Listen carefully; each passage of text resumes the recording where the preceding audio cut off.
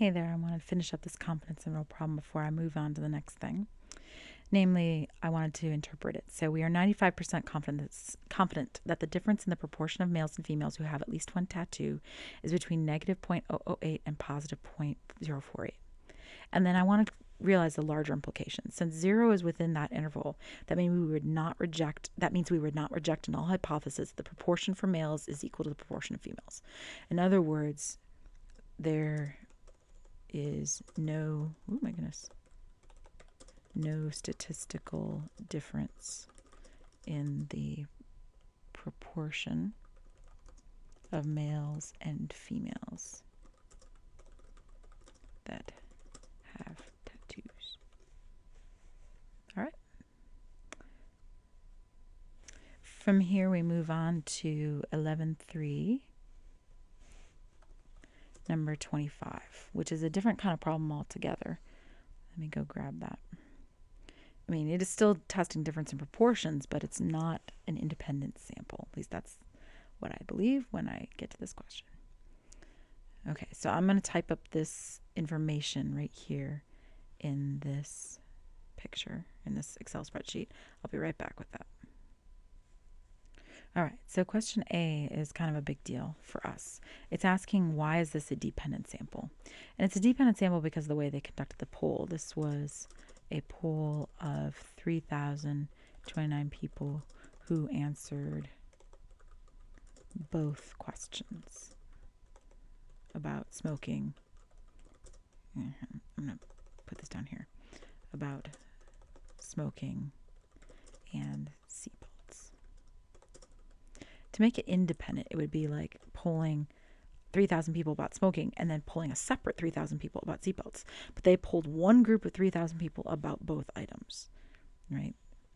Put another way, since you know it's 3,029 down here for the grand total, then if you knew any one of these numbers, you'd know all the rest of them. Like if you know this is 67, then you know that what the rest of them have to add up to and so on. Okay. So I'm going to, for my own benefit, find the the totals of each of these columns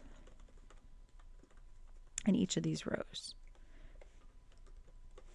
Just that way I've got the totals written down for my own benefit. And I can see, hopefully, that the bottom right corner turns into 3,029, just like we expected it to from the number that they gave to us. All right, now, is there significant difference in the proportion of individuals who smoke and the proportion of individuals who do not wear seatbelt? In other words, is there a significant difference between the portion of individuals who engage in hazardous activities? Okay, so what they really want us to look at is not the people that do neither of those things, right? So, or excuse me, who do both of those things, don't wear a seatbelt and smoke, i.e. they're hazardous behaviors, and the people that don't do either, right? We want the people that are not wearing their seatbelt but don't smoke, or the people that are wearing their seatbelt but do smoke. In other words, we're doing McNemar's test. Let me go back and find the test for it. There it is. That's the end of it. Okay. So this is for dependent samples, which this is. So the first thing we're going to have to do is we're going to have to state our null and alternative hypotheses and our type 1 errors. So let me get those in. Hold on, I'll type those up and I'll be right back. Okay, there it all is typed up. The null, the alternative, my alpha. I'm on step 3, which is computing the test statistic.